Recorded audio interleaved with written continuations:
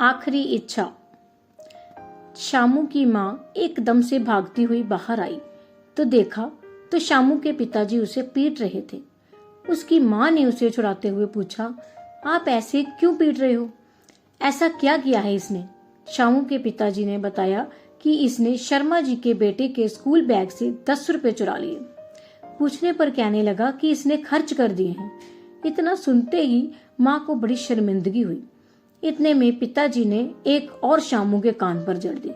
उसने ऊंची आवाज में रोना शुरू कर दिया। उसकी माँ उसे अंदर ले गई। शामू बोला, माँ, क्या पिताजी मुझसे प्यार नहीं करते जो उन्होंने मुझे इतना मारा? माँ बोली, नहीं बेटा, ऐसी बात नहीं है। यहाँ बैठो मेरे पास, मैं तुम्हें एक लड़के की कहानी बताती हूँ। माँ ने उसे बताना शुरू किया। एक बार एक गांव में नीरज नाम का लड़का था।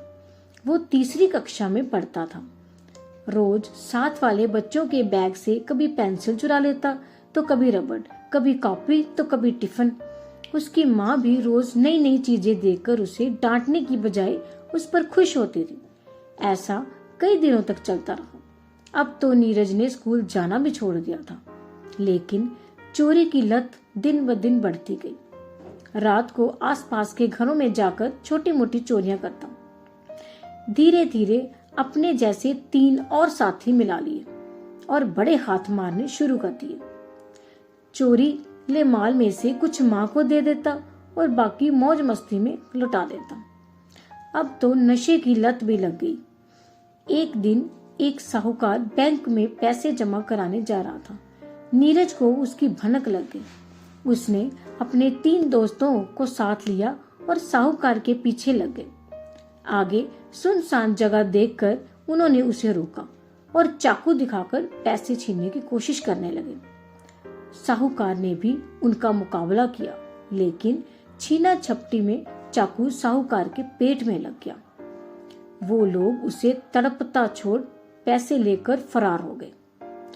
पुलिस को पता चलते ही उन्होंने तुरंत कार्रवाई करते हुए नीरज को पकड़ लिया। अदालत ने उसे फांसी की सजा सुनाई। जब नीरज से उसकी आखिरी इच्छा पूछी तो उसने कहा वो अपनी माँ के लिए एक मैसेज रिकॉर्ड करके छोड़ना चाहता है।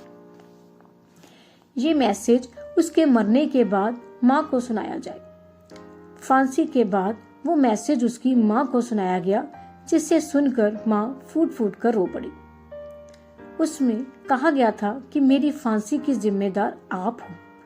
अगर आपने मुझे एक पेंसिल चोरी करने पर ही मुझे रोक दिया होता तो मैं यहाँ तक कभी ना पहुँचता। कहानी सुनने के बाद शामू शर्मिंदा हुआ। उसने पिताजी से माफी मांगी और फिर से ऐसा ना करने की कसम खाई। दोस्तों, आपको ये कहानी कैसी लगी? हमें कमेंट करके जरूर बताएं और चैनल को भी सब्सक्राइब कर लें। मिलते हैं अगली बार एक और इंटरेस्टिंग स्टोरी के साथ।